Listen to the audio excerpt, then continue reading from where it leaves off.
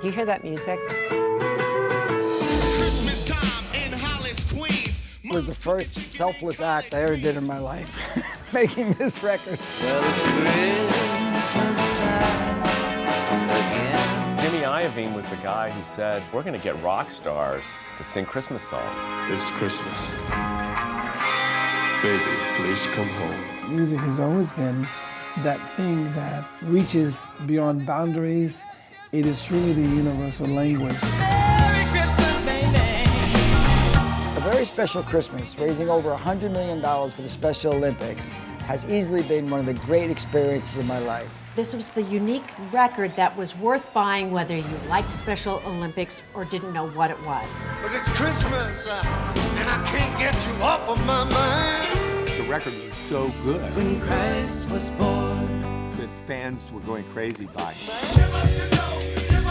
It's raised obviously millions and millions of dollars, and it's changed millions of lives. What child is this who lay to rest? I am full of admiration for the many artists that have helped us.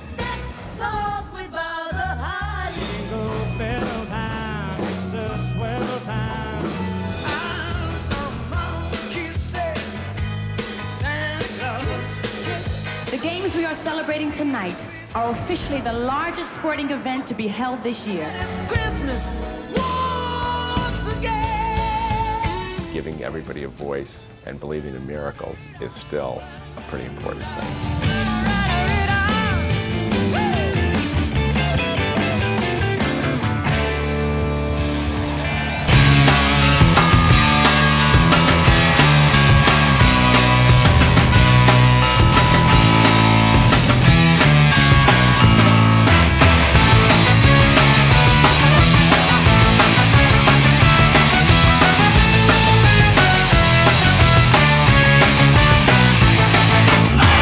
Welcome to A Very Special Christmas, 25 years of bringing joy to the world. In the next hour, we'll see how the popular A Very Special Christmas albums brought voice to the Special Olympics and joy to millions of people all around our world. Merry Christmas, everybody. I am your host, Vanessa Williams, and I am so blessed to have been one small part of this uplifting Christmas story. Now, how did this Christmas miracle come true? Well, it all began not in the city of Bethlehem, but a little further west in the City of Angels, Los Angeles, California, 25 years ago. It all came about because of Jimmy Iovine, a record producer, legendary for his work with the likes of John Lennon, Bruce Springsteen, and U2, among others, along with his wife Vicki and the Shriver family. Together, this team would tap into the power of music to raise spirits and a great deal of money for an extraordinary cause. The inspiration for A Very Special Christmas, the first album, was my dad died around Christmas time. Jimmy's father was the most loving, the most fun. He was the spirit of Christmas. He was a longshoreman, but he always made sure that my and my sister's Christmases were amazing. My uncles would come over, one would sing, one would play the saxophone, another uncle would sing again, and somebody would play the guitar, and my cousins would sing, and this would go on all night. And so I said, you know, I'm gonna make a Christmas album in honor of him. I'm gonna get all my friends to sing, and I just don't want to keep the money. Vicki wanted to give the money to the Special Olympics, and she phoned me with the idea. Because I'd started volunteering there about 6 months before, just to be part of something that was positive. And Jimmy said, great, give the money to them. Because Special Olympics is not about a cure. It's not about eradication of anything. It's about celebration. I think when my mom heard about this, she was both excited and stunned. It's very hard in a classroom when you're in the 6th grade to try to compete against somebody who's doing math or geography. But if you could go with that same person out on a field and play a sport, our special friend will excel. My mother grew up in a large family, 9 children, 3 of whom became United States senators, 1 of whom became the President of the United States. and one of whom had an intellectual disability. And a guiding principle of her life was that they all counted the same, equally important in the eyes of God. And she said in 1968, let's do that by playing sports. Let us begin the Olympics. Thank you. Jimmy Iovine was the guy who said, we're gonna get rock stars to sing Christmas songs for the Special Olympics. Nobody before the Very Special Christmas would have had the audacity to go to Bruce Springsteen and say, how about a Christmas song? I mean, it just wasn't done. Merry Christmas, baby. You sure did treat me nice. Making a Christmas album in the summer for free is something that you have to start with your friends, you know, and hope that they really are your friends. And I called them all. I said, look, man, my dad died. I want to make this Christmas album. There's no money involved. There's nothing involved. And just basically do me a favor. And every one of them showed up. We had a lot of laughs. It was a miracle year for me. It really was. I would hope the reason why this album attracted so many big artists, you know, was because it was something that we didn't get paid for it or anything, so it was just the fact of giving. To make this album, I took a year off from work. I just said, you know what, I don't want anything distracting me. This is about my dad. I want to do it great. The thing about Christmas album is you have to have it finished by the end of the summer. So I had to record all spring and all summer.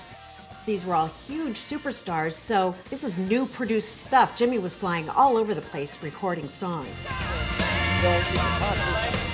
I recorded Whitney Houston in North Carolina. She was on her way to a show. She just stopped in the studio and did Do You Hear What I Hear? Do you hear what I hear? Sing a little lamb. Recording Whitney Houston was really a special moment. She walked in, said hello, was very, very sweet. And I think she was chewing gum. I remember vividly. She was chewing gum. She said, okay, we're here. I said, do you know the lyrics? She goes, no, I know this song. She goes, I took the gum out of her mouth, put it in the trash, walked into the booth, put the earphones on, and the guys in the control room, including Jimmy, who had seen a lot of stuff, they all just kind of went like, oh my God. Oh my God. And the lyric in the song is, with a voice as big as the sea.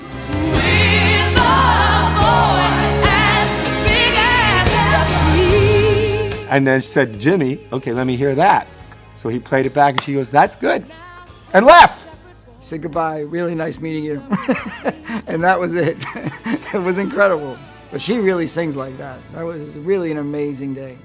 You know, sometimes people dismiss rock musicians or pop musicians and say, well, you don't have to be a good singer to sing like that. The angel Gabriel from heaven came. But I was astonished how great they are as traditional vocalists in addition to stylists or singer-songwriters.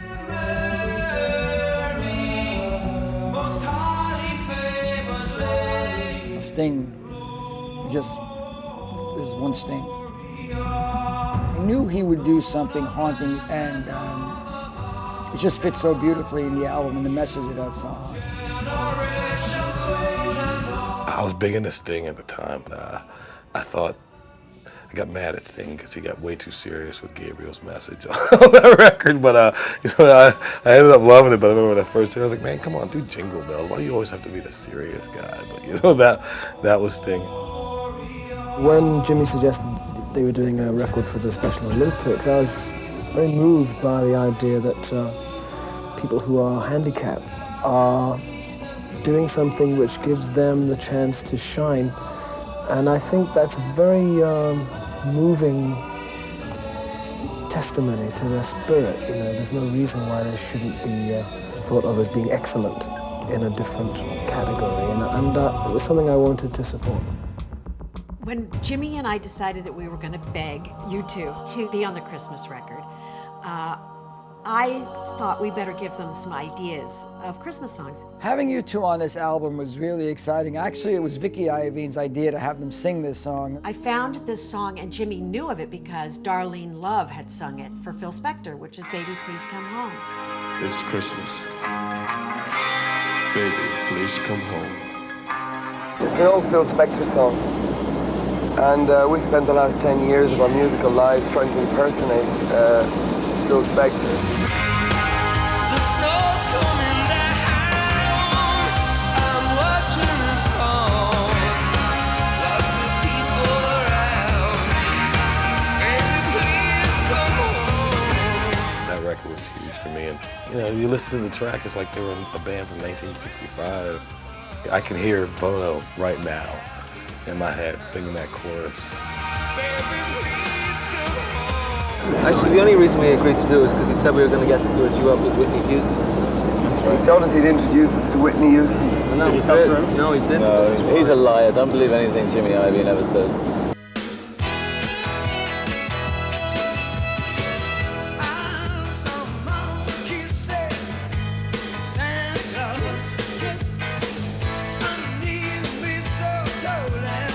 I just told John the kind of feel of the record, where we were kind of headed. He has a great sense of humor, so he got it right away.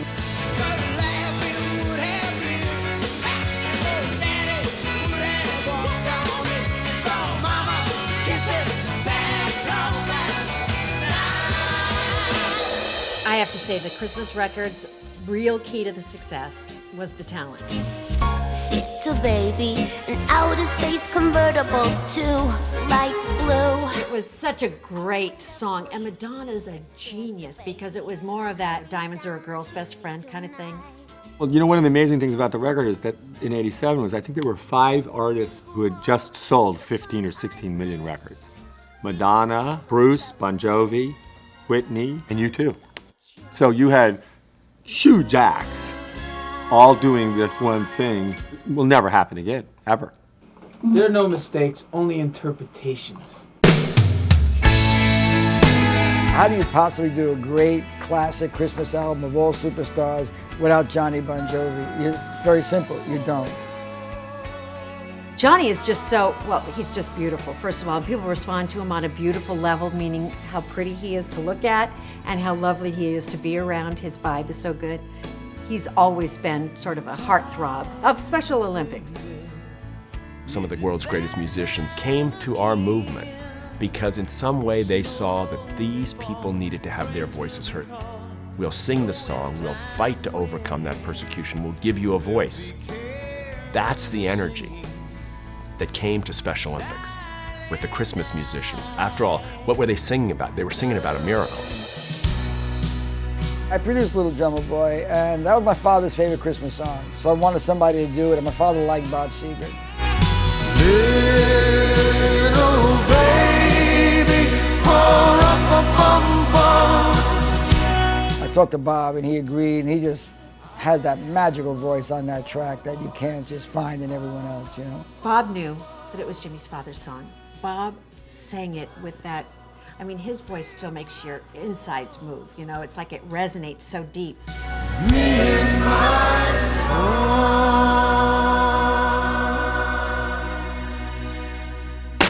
It's Christmas time in Hollis, Queens. Mom's cooking chicken and collard greens, rice and stuffing macaroni and cheese, and Santa put gifts under Christmas trees. My favorite track is Christmas in Hollis by Run DMC. In the fireplace is the Yule log. Beneath the mistletoe as we drink eggnog. The rhymes that you hear are the rhymes of carols. Like It was very creative and innovative to say, let's do a hip-hop Christmas song. And I remember someone calling me saying, you can't put Run DMC on this album. We need Paul McCartney or Barbra Streisand on the record. I said, no, we need Run DMC on the record. It's Christmas time and we got the spirit. Jack Frost chilling, the hawk is out, and that's what Christmas is all about. What was really special about the Very Special Christmas Project was the purpose of it. The Special Olympics, and they told us how they were excited about this opportunity because of all the people they could reach by using the music. 5 years later, I was with Tupac, and he saw the album cover, and he said, I bought that album because of Run DMC. And the fact that Tupac bought it just clicked in my head like, wow, it worked,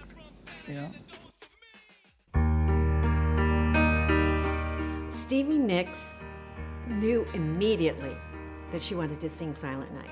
Silent night, holy night.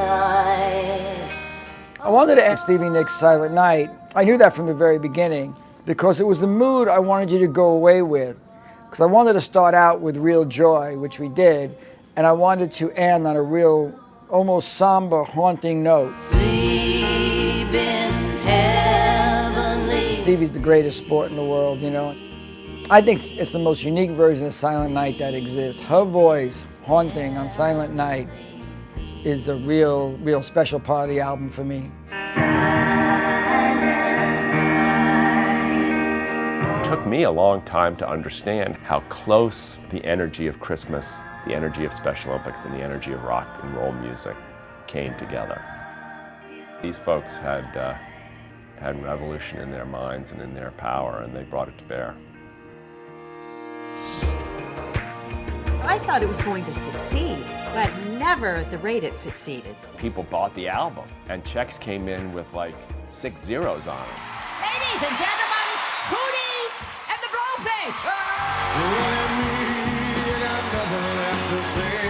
Our athletes are like everybody else. They're blown away. We have the best band in the world!